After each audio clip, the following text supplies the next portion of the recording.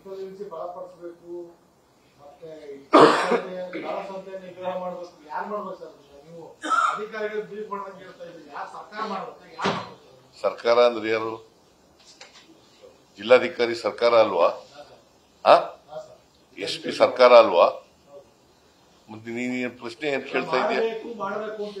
ಅಲ್ಲ, ಮಾಡಬೇಕು. ಅವ್ರಿಗೆ ಹೇಳಿರೋದು ಮಾಡಬೇಕು, ನಿನಗೆಲ್ಲ ಹೇಳಿರೋದು ಅವ್ರಿಗೆ.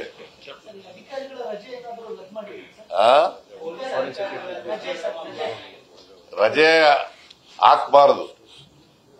ಈ ಯುದ್ಧದ ಕಾಲದಲ್ಲಿ ರಜೆ ಹಾಕ್ಬಾರದು. ಎಲ್ಲರೂ ಕೂಡ ಅಲರ್ಟ್ ಆಗಿರ್ಬೇಕು, ಎಲ್ಲರೂ ನಿಗಾ ವಹಿಸಬೇಕು. ಗೊತ್ತಿಲ್ಲ, ನಾನು ಅದಕ್ಕೆ ಚೆಕಪ್ ಮಾಡ್ತಾ ಇದ್ದೀವಿ. ನಾನು ಐ ಆಮ್ ನಾಟ್ ಅದನ್ನ ಡಿಸ್ಪ್ಯೂಟ್ ಮಾಡಲ್ಲ.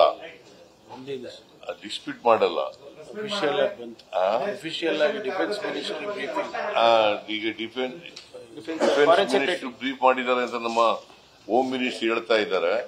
ನೋಡೋಣ, ಅದು ಬಂದ್ರೆ ಬಹಳ ಸಂತೋಷ.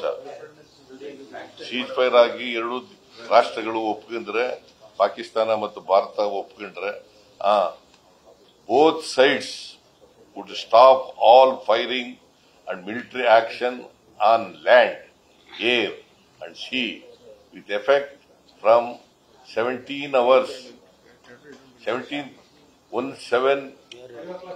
5 hours, 5 ಗಂಟೆ Indian time today.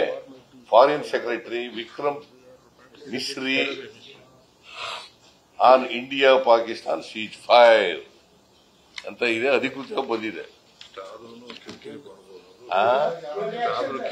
ಆದರೂ ಕೂಡ ಎಚ್ಚರಿಕೆಯಿಂದ ಇರಬೇಕು.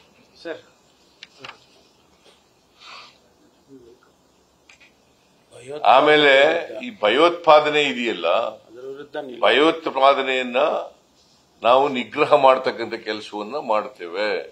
ಅದನ್ನು ಮೂಲೋತ್ಪಾದನೆ ಮಾಡತಕ್ಕಂಥ ಕೆಲಸವನ್ನ ಮಾಡ್ತೀವಿ. ಸೀಜ್ ಫೈರ್ ಆದ ತಕ್ಷಣ ಭಯೋತ್ಪಾದನೆ ಮುಂದುವರಿಸತಕ್ಕಂಥ ಕೆಲಸ ಇಲ್ಲ.